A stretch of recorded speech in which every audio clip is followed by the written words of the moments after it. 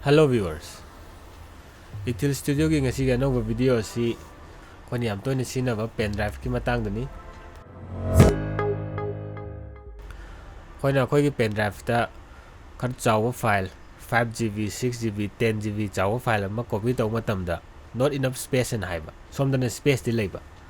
adu ko antro ga crack to gani ko antro ga solve to gani have di matang na semja ga video ni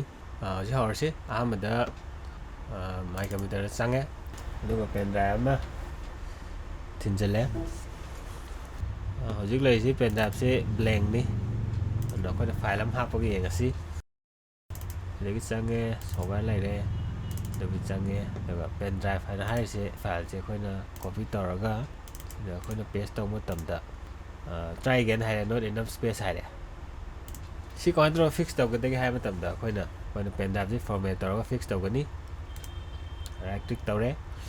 aduga format tawre ana khoina format sang matam da khoina udu se sigi default ana lerang gani si je ntfs ta khalaga khoina start to matam da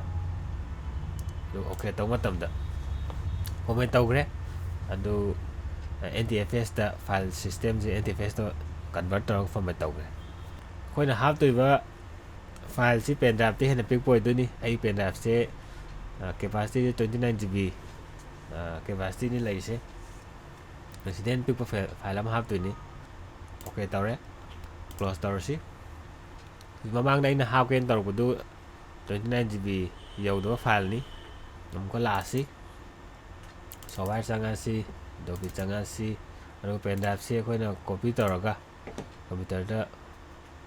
laga khoina ida paste to matam da di handak ti kedawre paste to change copy yare file size 29GB ni chawr se sini hana paste to bu ya da bu copy to bu ya da bu handak ti yare hana yaram du kai gi no hay matam da koi pen drive gi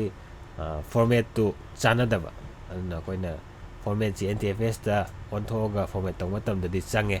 koina pen drive lai matam da khara speed thuba hariga di ko usb 3 pen drive review my speed cnc is 46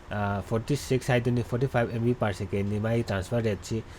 usb 2 na hanigi ariba duni usb 3 na anoba lai ni usb 3 ga usb 2 ga ko ai ga differentiate to ga dai hay matam da ko pen drive ki